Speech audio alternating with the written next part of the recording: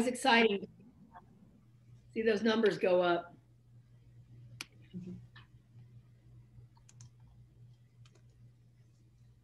Hello, everyone. Thank you so much for joining us tonight. We'll be getting started in just a moment.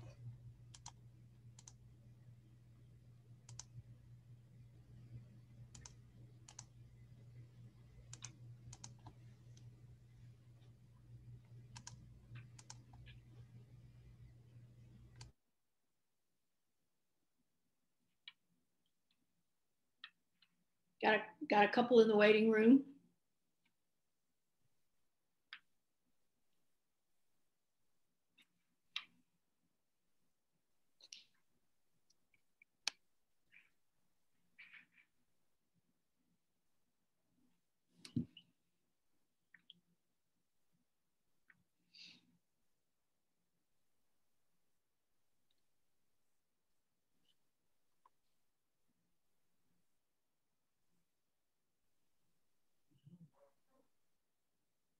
Great.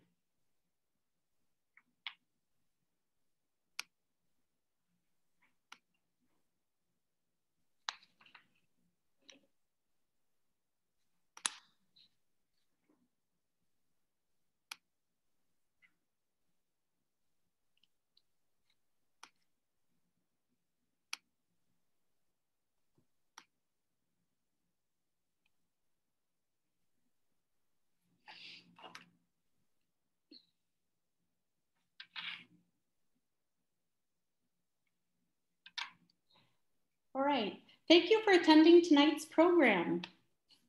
My name is Sky Lavin. Welcome to a conversation with director Frances Causey about her documentary film, The Long Shadow. I hope tonight's conversation prompts, amplifies, and encourages further conversations amongst all of us in the Zoom room tonight and with those in our communities and lives. The film has been available for screening this entire week and remains accessible through next Monday. Watch it, share it, thelongshadowfilm.com/Illinois-libraries. Before I introduce tonight's speakers, I wanted to give a big thank you to the many libraries that worked together to make this event happen.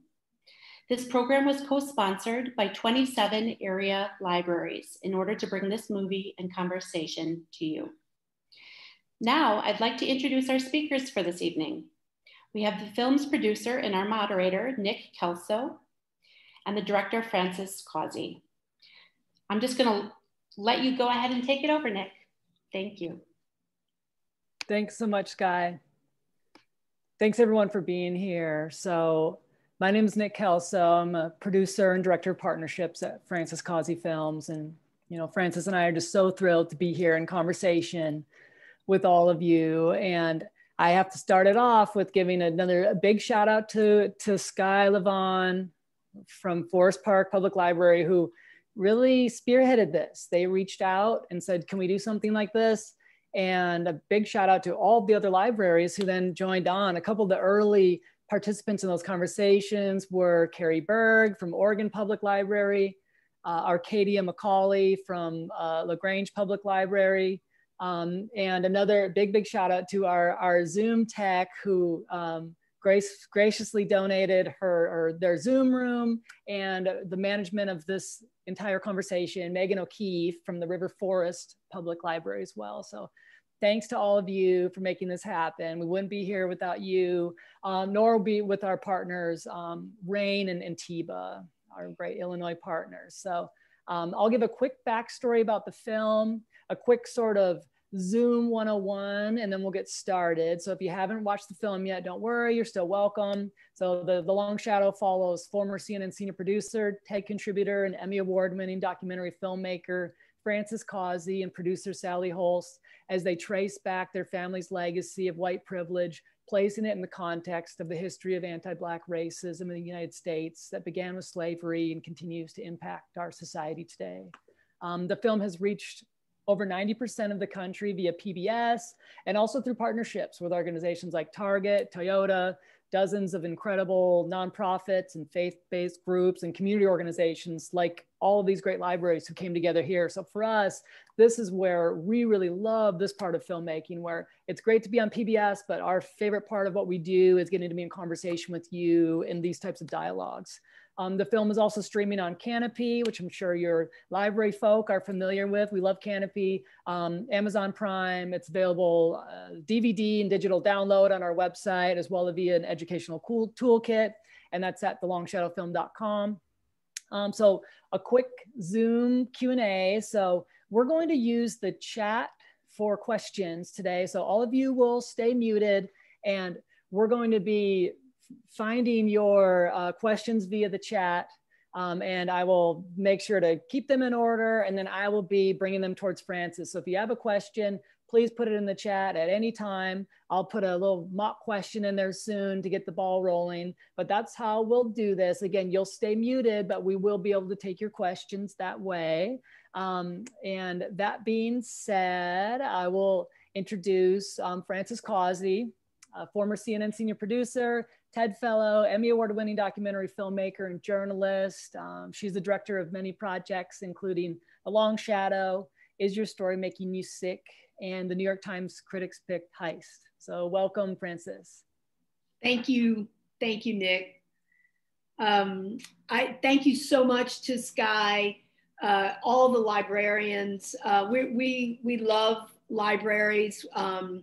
And there's such a focal point in the community and place where change can happen. And thank you, Megan. Just thank you to everybody who was involved. We are very, very honored to be here. We look forward to all of our Zooms, but we've really been looking forward to this one. And we're at a critical juncture with DEI and racial equity, because what we are beginning to see is what I outlined in my film, right? So we're beginning to see, unfortunately, I mean, Mr. Floyd had to give his life, but the change, there was a lot of immediate change that started to happen. And we kind of have short memories and short attention spans in our country. And so what we're starting to see is people getting, when I speak, I think I'm speaking in terms of national trends and national priorities. And we have got to keep the pressure on, because we're beginning to people possibly losing patience. And it took us over 400 years to get here. And so it's going to take a little time. So we'll be talking about specific things you can do.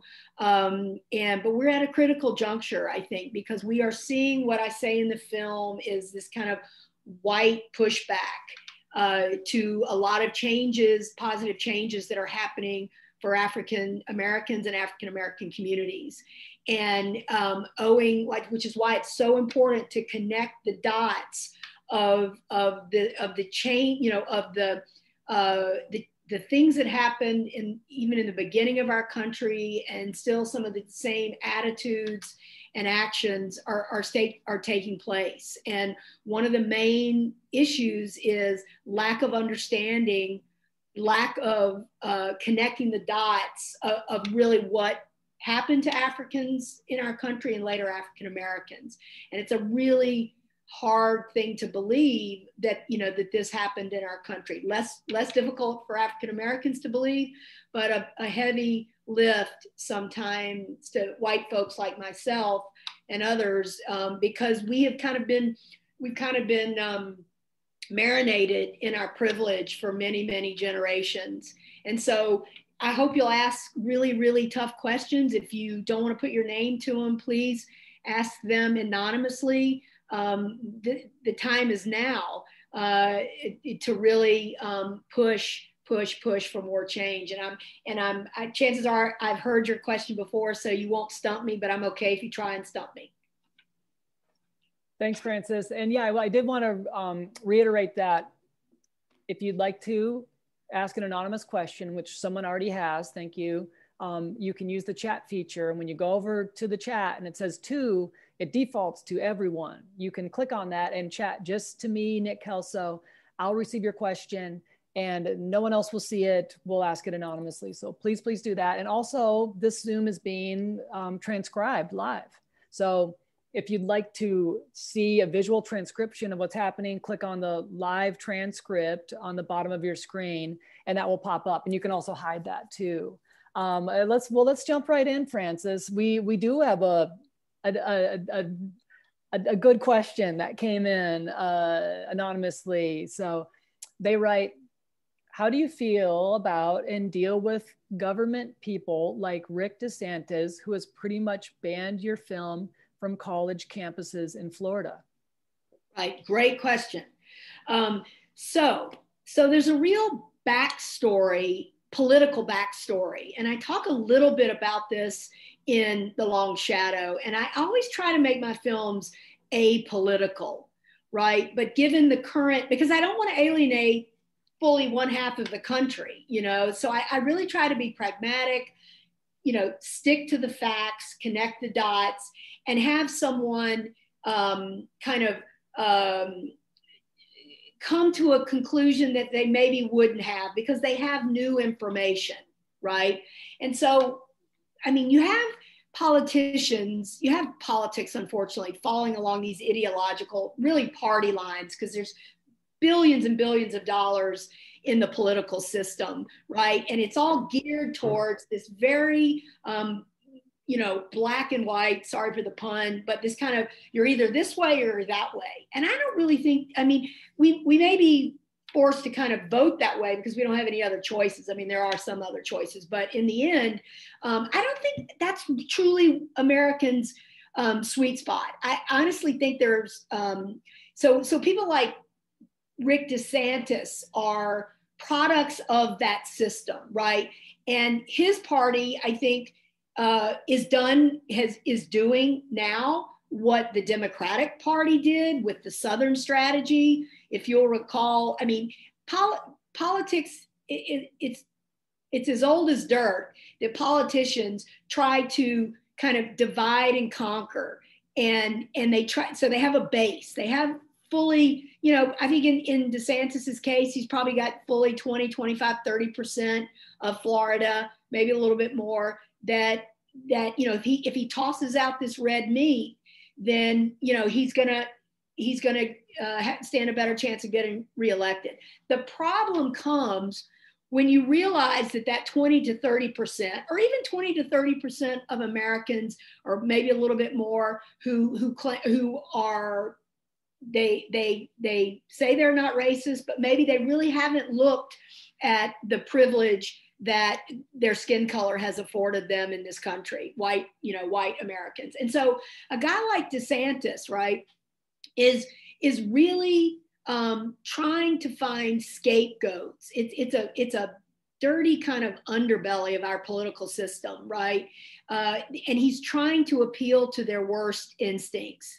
And I think his base is worst instincts, right? Which is xenophobia and racism and, the kind of stuff that took place on January 6th, right? So unfortunately, the margins are so, the choices, it's either or a lot of times.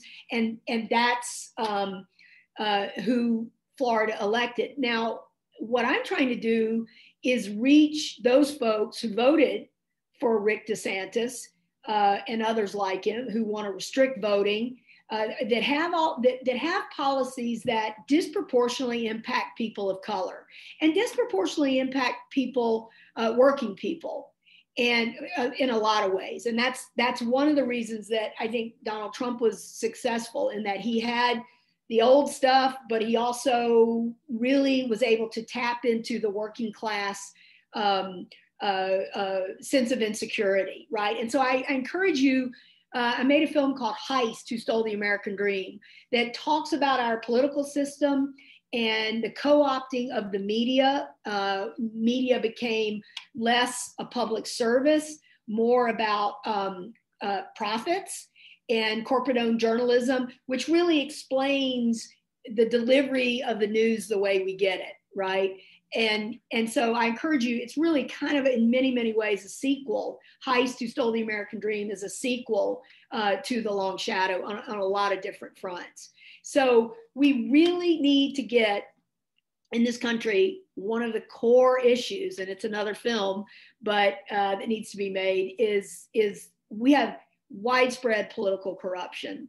And as we talk about in Heist, a very tiny number of people are influencing the laws, and this huge percentage of people that want uniform elections. I mean, we had the most secure election in history, and we see what has happened, right? So you've got a very small number of people that are influencing, and those are the people that can get meetings with their senators, with their governors. So we really need to get to where a majority of the people are putting pressure on our politicians rather than a tiny number of folks. And we talk about that in Heist, and it's very much a part of why we do these Zooms, right? So this is our sweet spot, right? Because we're on PBS, we're that kind of thing. But this is really where the grassroots, bottom up change happens, right? You see this Zoom, you see the movie, you tell somebody, they tell somebody, because I think, like with voting, close to 70% of the country would like to see federal standards for voting and not have it be left to the states. I think a majority of Americans, and again, I think it's upwards of 60, 70%, really want to see tangible change. We need to about our history with Africans and African Americans. They know, and if they don't know, they are seeking films like mine out. And so let's see, let's do it one neighbor at a time. And if people aren't conscious about their privilege, well, let's just gently bring them along, because I think our country is full of good people who give back and know that the denial of the American dream, the systematic generation denial of the American dream that I outline in my film was wrong. It is wrong. We still feel the impact of it today, and we can change it. Most importantly, we can talk about that too. Absolutely. And Frances, you touched on this a little bit, but I wanted to get to a couple of questions that came in that are fairly similar. So I'll read them both out loud. Thanks everyone for your questions so far. The first is, I understand the need for change. How do I go about convincing others who do not feel any change is necessary, or understand, even though they are working class, they are still white privilege or experience or the benefactors of white privilege? So, and also, so similar, this is, thank you for an important film. I don't understand how anyone can know the story and not feel inspired to action. Why do you think people choose to ignore this history? What is their motivation? Right. So first of all, we have to, I'm writing this down so I don't remember your two-part questions, because I'm apt to go off on I think sometimes, like, I write my films with subplots, so I'm a tendency to go off in another direction. But to answer your question about working class folks, and my family didn't own slaves, and you even have the majority speaker at the time, Mitch McConnell, saying, why should we be responsible for something that happened 150 years ago? And so this is really, really, really counterintuitive and not factual with our history, right? So for instance, one of the reasons I put, what is it makes us so special as a country, right? It's, this shining experiment on the hill. It's because of our middle class. How was our middle class built? Our middle class was built largely without the involvement of African Americans, right? And how was it built? It was built through housing and Social Security. Those are still the largest driver of rising from lower middle class or lower class. The word class is, I struggle sometimes with that, but it's like, so what are the mechanisms? What's the three-legged stool, right? I talk about it in my film: employment, education, and housing. So Social Security, that was systematically because of the influence of the South that said, we're not going to vote for the New Deal. The country's literally collapsing. And the South says, we're not going to vote for the New Deal, which would save the country. And some people may argue that, and I could argue that too. But so Social Security and housing, those things were not largely widespread available to the late 50s and 60s to African Americans, right? My family benefited from housing over the years. By the time the Housing Act comes along in 1968, African Americans, they couldn't buy houses in Levittown, right? Redlining. I mean, it seems so obvious to me as the nose on your face that this pocket of wealth was systematically denied. So you get to the point where you have no generational wealth transfer. You really are starting at every generation over in the African American community for the most part, right? And not to discount Black excellence. And I go into that in my film, right, with Nominee Hall and the Canadian story. That's why I chose to go film those stories, investigate those stories, because it shows what Africans and later African Americans were able to do despite all these huge odds. So, but going back to the person who says, well, my family didn't own slaves. Well, I'm guessing that your family got, your mother, your father, your grandfather, your grandmother got Social Security. That was systematically denied to the two prime Black vocations of the era, sharecropping and domestic service. Okay, so maybe you didn't, maybe you don't really, connect the dots there. What about housing? Maybe you were able to get a beat up car to take you to community college. And the most base level is compare yourself to an African-American mother who worries to death as her son tries to go out with his friends on a Friday night. Is the white mother as nervous as the Black mom, right? Chances are no. Then we get into all kind of things like this, the data and the studies on this there's with zero question, zero doubt that African Americans have been disadvantaged. PPP money went predominantly to white-owned businesses because African Americans do not have great relationships with mainstream banks for a reason. They've been targeted with crappy loans. So that, and we can discuss more of that too. But the second part, so why would somebody choose to ignore this? If let's presume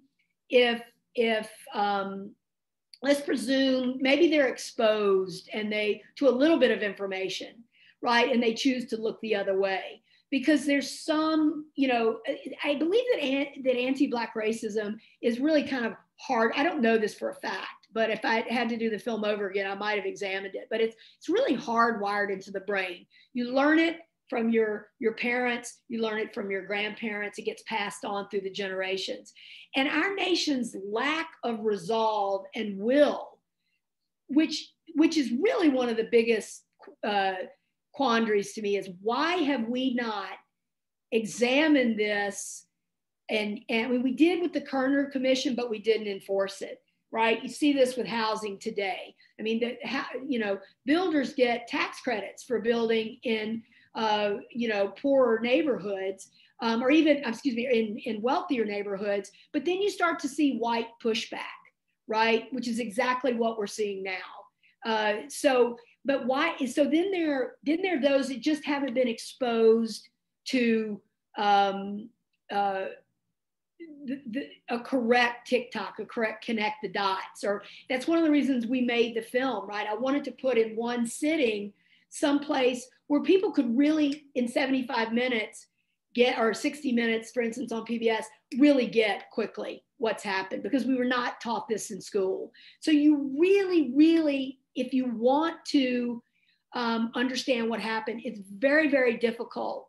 The reporting is getting better in the wake of Mr. Floyd's death, but you really have to work hard. So when you come up to find this information, and so when you come upon a brother, a mother, an aunt, somebody who maybe says a racial slur or says something, if you're like me, it's like you're like a deer in the headlights, because it's like, oh my gosh, it's such the antithesis of my believings. And so my suggestion to you would be to take a breath, think about, if you don't know this person and you're in an open setting, a public setting, don't confront this person, because it might be It might be physically put you in jeopardy. You know, pick your moments when you want to. We have a 15-minute version of the film. Maybe somebody's open, you know, to hearing it, to watching a 15-minute version. But you might just use one of these examples I've given you. For instance, Social Security, very universally well thought of in our country. And you might say to that person, and it's not so much what you say, sometimes it's how you say it. So, you know, just say, you know, you might want to stop for a moment and understand that this didn't happen for African Americans. This didn't happen for African Americans. And so you have a tsunami of poverty issues that continually from one generation afflict the African American community. And those problems are very easy to spot. They should be very obvious to folks. It's what, as a 6-year-old, you know, we would take the woman who worked for us, who was, I didn't think of her as a worker for us. I thought of her as this loving, accepting, wisdom-filled, smart human being.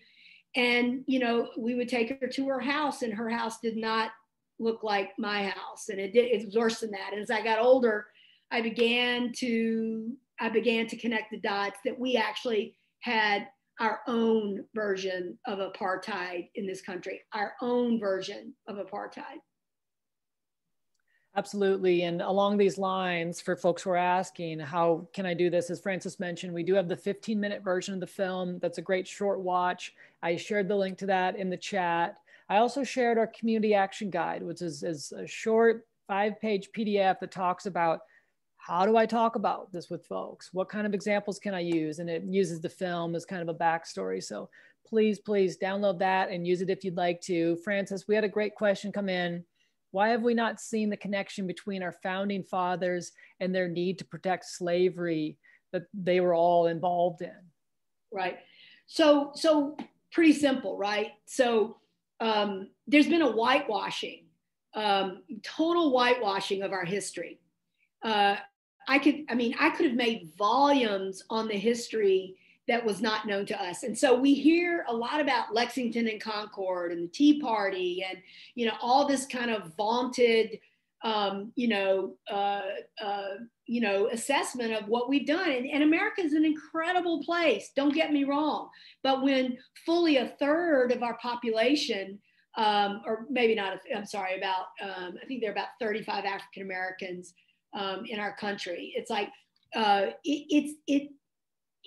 it was denied them, these same kind of things. And so the hypocrisy alone, why wouldn't we address that? And you know, people they're led by the nose on these things in a lot of ways. And I think the more and more we whitewashed it and shoved it under the rug, and the more magical thinking we had that there's no, you know, like this nonsense about the backlash against critical race theory. Well, critical race theory is really, first of all, there is no race, right? Biologically, white people are no different than Black people. The first human beings on Earth were born on the continent or came about on the continent of Africa, right? So race in and of itself is misleading. And I talk about that. In terms of indigenous, right? That deserves its own film, right? But what we did, that also has been swept under the carpet. But we did form, it's a great example, right? So we did form a treaty with all of the nations across the United States. We made reparations to Japanese Americans for so wrongfully interning them during World War II. There's been compensation to Holocaust survivors. Let's ask ourselves, why have we not done the same thing with African Americans? And I would say to you, it's because we still are living under the yoke of this institutional anti-Black racism, and we really haven't gotten to the root of it. And I hope you'll support HR 40, right? Which is just a commission. Even the backlash against HR 40, it's just a commission to study the impact of enslavement of human beings, which we did fully for 250 years. We only legally outlawed discrimination in 1964. It's just a commission to study it. It's not even about taking action on any compensation that we might come to as a logical, reasonable conclusion. So that's my answer to that. Thank you, Frances. This is an interesting question. I don't think one we've gotten, at least not for a while. They write, in the 1960s and 1970s, celebrities really came out against the war in Vietnam and other political issues. Where are today's celebrities, and why are they not coming out with songs, videos, etc., en masse for social issues today? Right. So you're starting to see more PSAs and things. You know, it started with the NBA. I mean, so there is some of that, certainly more of that than ever before. And, you know, the problem with celebrity, it's usually tied. I'm a nobody, right? So I can speak freely, right? But celebrities, not a nobody, but you know what I mean. I'm not a celebrity. At least I don't think of myself as one. But, you know, so celebrities are usually tied to a corporation, maybe a music label, or these issues are terrible in the movie industry, right? And so, you know, it really takes that individual celebrity saying, you know, okay, apart from any material commercial interest, I'm going to speak out, you know, and I think that's a huge part of it. And a huge part of that is, I think if you watch Heist, right, we went from about 60 media companies in the early 90s. By the mid 90s, when the FCC deregulated media, we went to six media companies that control everything.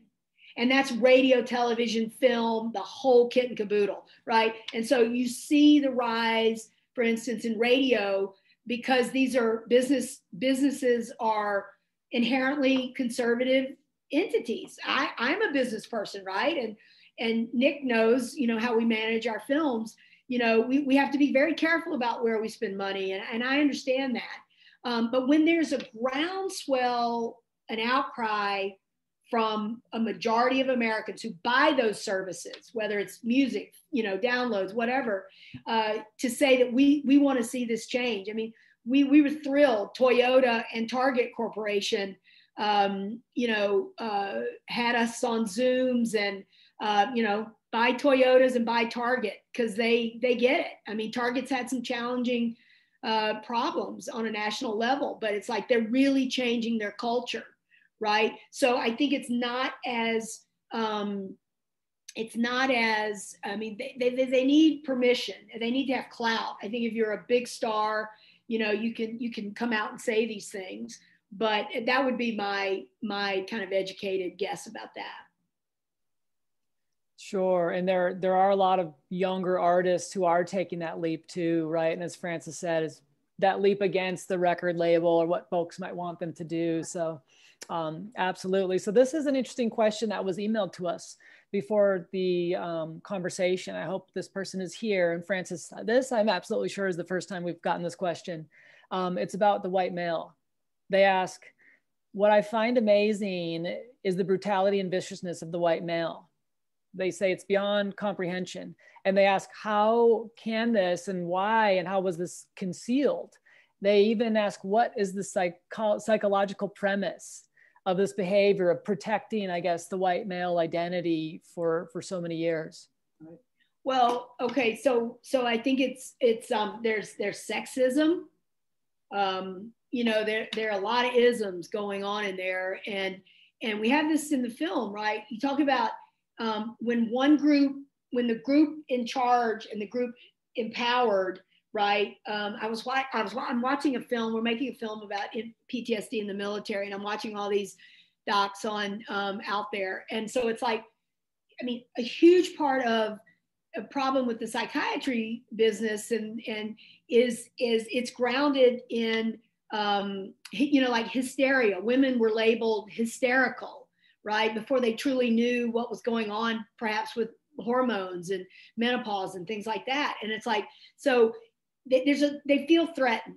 The predominant psychological thought is they're threatened by other, any group, whether it's indigenous, Latin, Latinx, Latinos, African Americans. It's like they've been in power for so long, and they feel threatened. And so when you're truly threatened, and I think, and there are a lot of great, wonderful white males, and my producer is one of them. He's like, and maybe Nick, you want to, you're being a white man, your thoughts on this, I think, would be really germane. But I think it's fear of losing power, losing money, being threatened. And, it's actually been around a long time. And it's universal, right? It's not just in the United States. It's universal. So I don't know, Nick, if you want to add anything to that. Well, I think it's absolutely fear, and fear of losing that power. And I will say there's a large nonprofit here in our community that really went into DEI work hard. I won't mention them by name, but they've been doing a lot of work.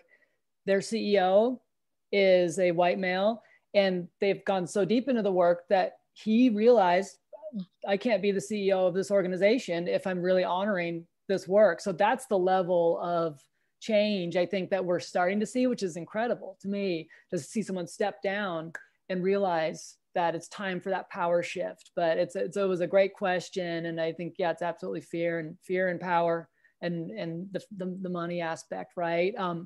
And someone commented, similar to the feminism push in the 70s. So yeah. And you saw a backlash against that. I mean, I remember when I was 12 or something, thinking the big deal about the ERA. I'm like, well, it's just basically saying women are equal to men, and so it's just an unwinding, right? It's a reckoning. I mean, we have reckoning taking place with the Me Too movement, with the Black Lives Matter, in the indigenous.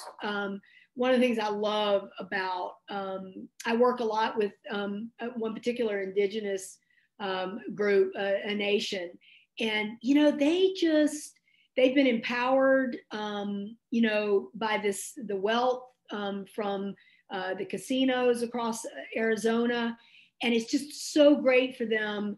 I mean, they're just self-determined, right? We all know that when you have a little bit more money, and this is what we need to recognize with the African American communities, right? It really, really is about money. And because with money becomes self-determination.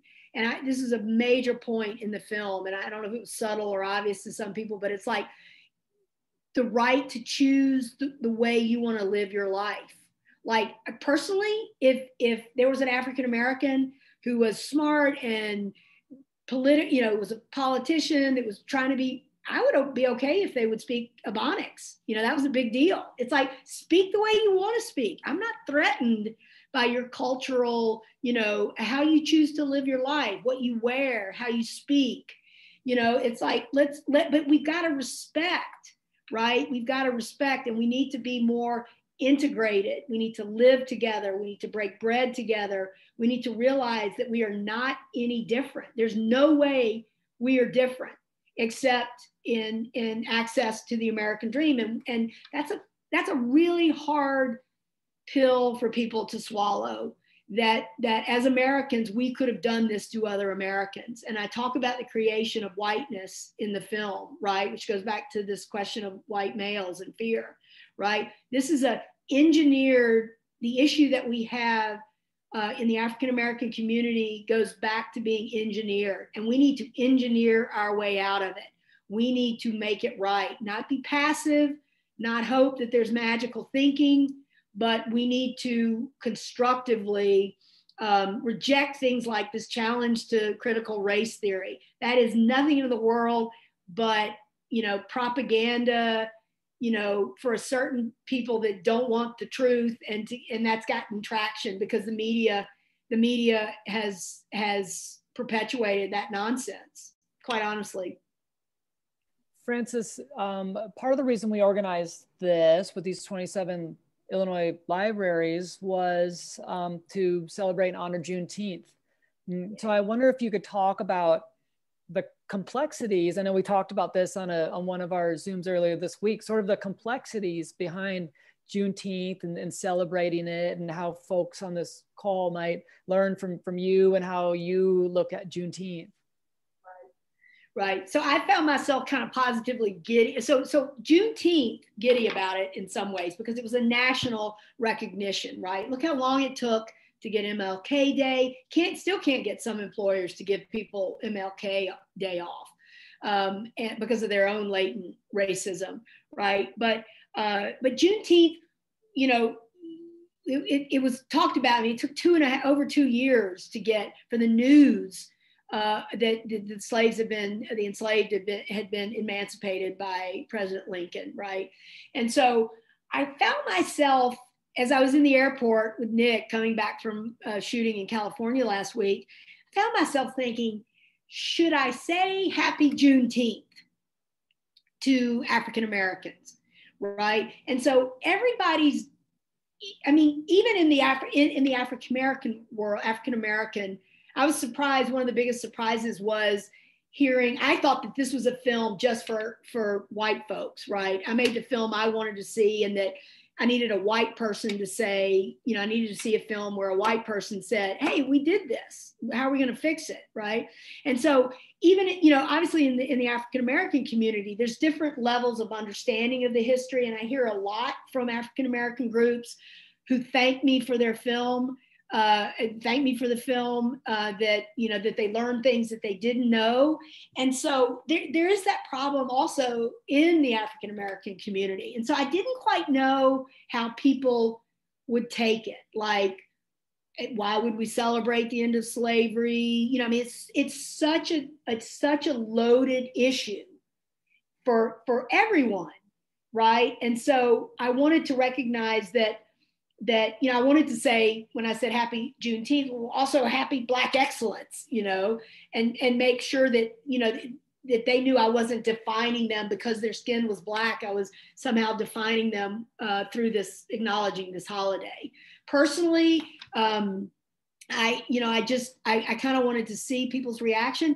And I have to tell you, overwhelmingly, people were kind of taken back that me as this little privileged white girl, said that. I don't think they were expecting it. I don't think they hear a lot from people, going back to the same question that the person asked about how do I talk to my family, friends, community about this when they're so resistant.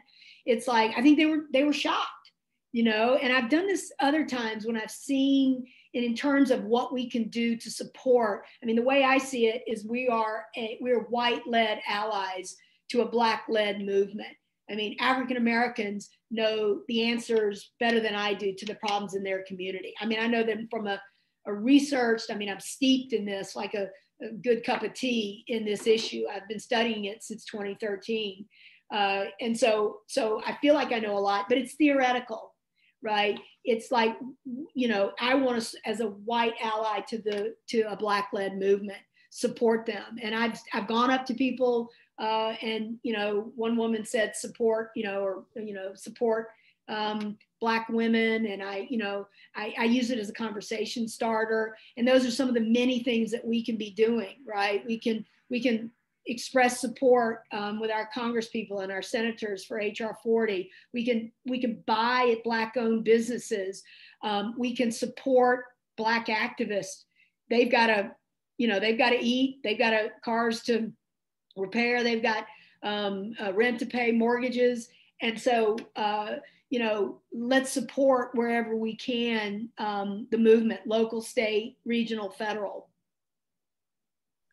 And Frances, yeah, we've got a couple great questions coming in the chat. One being, what sort of change have you seen or are we looking forward to in the wake of George Floyd's murder more than a year ago? Right. So I'm a media person, right? I'm a news junkie. I'm a, nonfiction filmmaker. So I am seeing, and I read, 7 or 8 newspapers a day. I get a little bit, I'm put out with the cable outlets because they're not really covering news. They're putting pundits out there and they're speculating a lot. And they're not really out in the middle of the country understanding the disenfranchisement that white folks feel. They're disconnected from the political discourse because nobody's really understanding what's happening to working people and what a struggle it is to feed your family and keep a job and have health care and all those things. So that was another diversion. What was the question, Nick? Sure. Sort of what sort of changes we've seen. Yeah. So I see huge changes in the reporting, right? In print, radio, television, news. I do a lot of nonprofit sources of journalism that I support. I support you really reaching out to outlets like ProPublica, right? And other nonprofit. It's not corporate owned news. And so I see a lot more reporting that in previous years I've seen go away, and I've seen there continue to be reporting. We've seen billions of dollars that have been directed to the African American community. We've seen, when you see corporations start having scholarship programs, for instance, Goldman Sachs, Citicorp, they're having mentoring programs to make sure that they have equity and diversity and inclusion in their workforce. So you see, and some of those might be like, oh, if they're not successful, then maybe they'll stop, and that's happened before too. This is where the bottom up grassroots pressure, and each person on the Zoom has that power and that authority. And if you don't know it, seriously, if you don't know where to turn, you really can't think about it in your, you can't find any way in your community, reach out to us at hello@franciscauseyfilms.com. I will find you 5 things to do other than the ones we've talked about. I will find that for you in your community.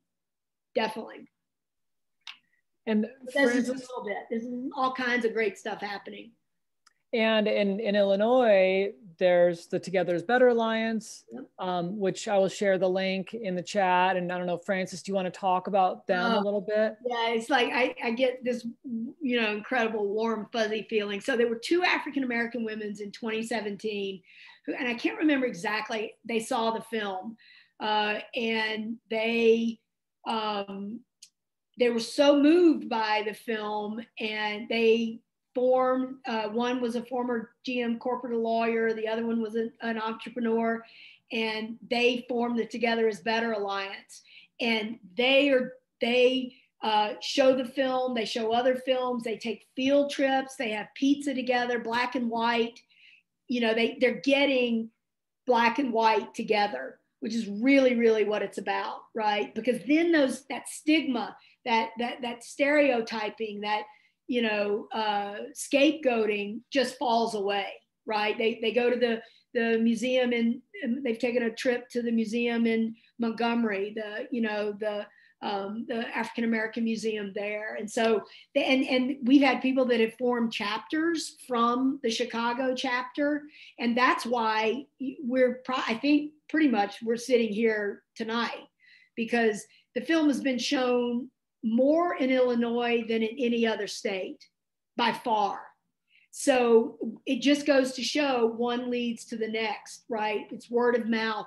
And so if anybody here knows librarians in other states, cities, municipalities, please, because the great thing about libraries is they're turnkey. They're already established to show film as an educational tool. So it's, that virality. I mean, we have over 50 some people, on this call, which is a really, really good turnout. So give yourself credit. Absolutely. And we saw this coming through our alerts this was written up in multiple local newspapers. So, I mean, libraries are such a centerpiece. I know they are for me in my life and for Frances. And so it's just an additional honor to do this with everyone here. One thing you can do is there's a woman who, I think I mentioned this earlier, but maybe I didn't. What you can do is support Rochelle Zola. She's a Chicago area woman who's in the 39th day of her hunger strike for the passage of HR 40. So show your support. I think she was interviewed on WGN recently, last night even. You can go to our Facebook page and, copy, share those links. And I mean, talk about somebody who's putting it on the line, and please support Rochelle. We are. Yeah, I will drop the link in the chat right now. Cool. Yeah, we had a great discussion with Rochelle and her team last night. There was a comment in the chat. Hopefully it will change with the children. Frances, are you seeing hope with the next generation? Well, it's, to be honest with you, it's hard for me to gauge that, because we have had a really hard time. Now, this film is not appropriate for K through 6, obviously. So we want to be careful about that. But we have been trying to get the film in school systems, and, like the medical profession, do no harm. I mean, they're very conservative. They're zealously guarding, what kids get seen. And so we've tried to make the film available to school systems, and it's just gone, you can start to get this diversity of voice, and then they shut us down. But the problem is, the school books they're reading, a large percentage of them are coming out of Texas, and they are recasting. They're doing just very, very racist things, like recasting slavery as a states' rights issue. And that is just wrong. And I haven't really looked at, why so many of the school textbooks come out of. It seems like there's a monopoly in Texas on curriculum and the school books and all that. That's crazy. How can we make that a more open and inclusive process? But we've had a really hard time getting the film 7th through 12. We've had a really hard time getting the film seen. We would give it. We would give it to whatever school system wanted it. And we've had quite a difficult time with colleges too. Where we have not had problems is with libraries. Canopy is one of our biggest distribution platforms, and you all know Canopy, right? And so hopefully there's some trickle down going on. There are parents that are very active in PTA that could really make a big difference. And if your child comes home, look at what they're reading. What's their textbook saying? And then go to the PTA, go to the superintendent of the school system and say, this is wrong. This is factually inaccurate. Yeah, we've heard some amazing stories of that happening on these Zooms, definitely. And Frances, this kind of leans into what we were talking about of how the film is being used in other ways than just being shown theatrically or even in partnerships with nonprofits. More, are you aware of any communities where there has been success engaging small and medium businesses in the fight for fairness through the film? That's a great question. I think, in terms of businesses, I know what we're doing, and I can cite other examples where that's happening. Like in Oregon, there was a white pushback to making PPP available to predominantly African-American business owners. There was a countersuit to that.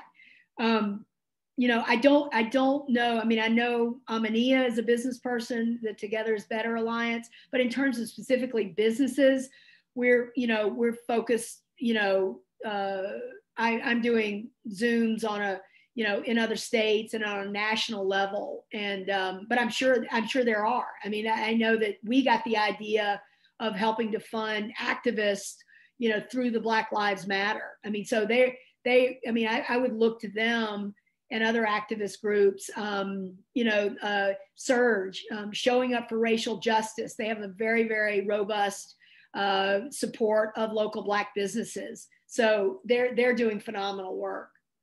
I can't cite specific examples other than our own personal outreach.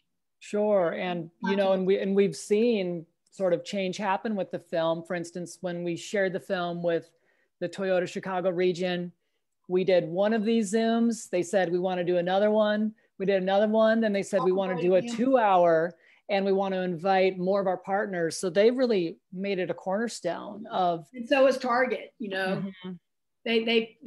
so that's where the film, I mean, obviously there's a Target store in every city. There's a Toyota dealership in every, so if you choose to, trade with those places, tell them you saw the film and the filmmaker said that, she did a national Zoom, with those two corporations.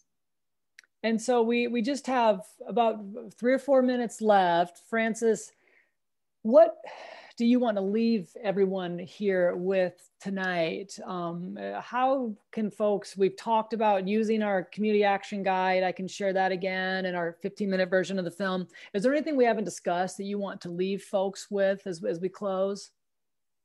Well, don't throw your hands up, right? I mean, if you're on this Zoom, you obviously have an interest. To what degree you're committed, I don't know. But don't throw your hands up and say, oh, this problem is so big, there's nothing I can do to really make a difference. That is demonstrably false.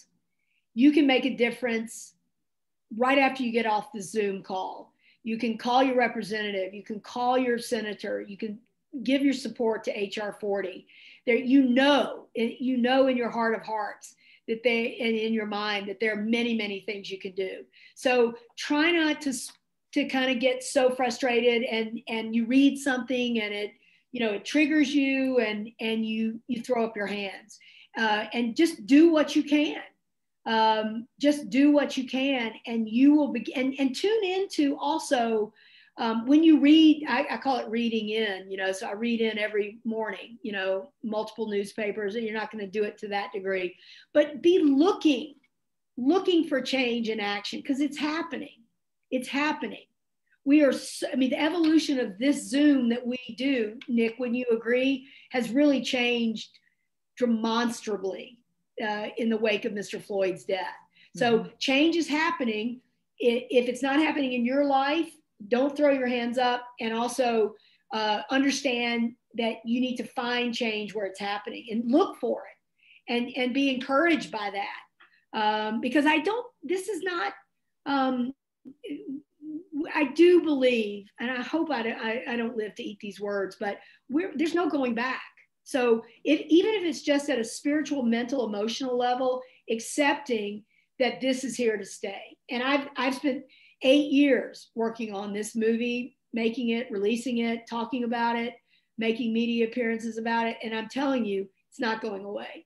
We have seen demonstrable, actionable change happen in our country. And there's plenty you can do to make sure that continues.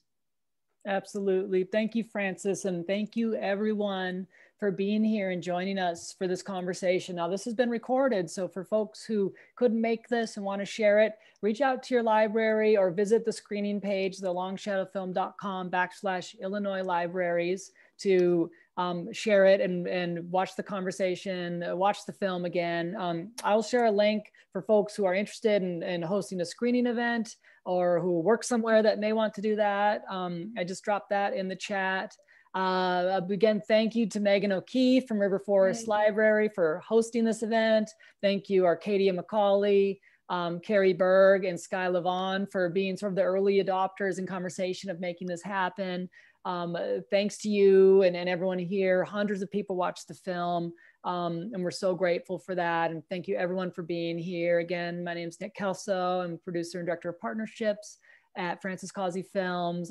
Please, if there's a question that we didn't get to today that's on your mind, please reach out to us. You can find our contact information all over our websites or just hello@franciscauseyfilms.com. So thank you so much, and please have a great rest of your night.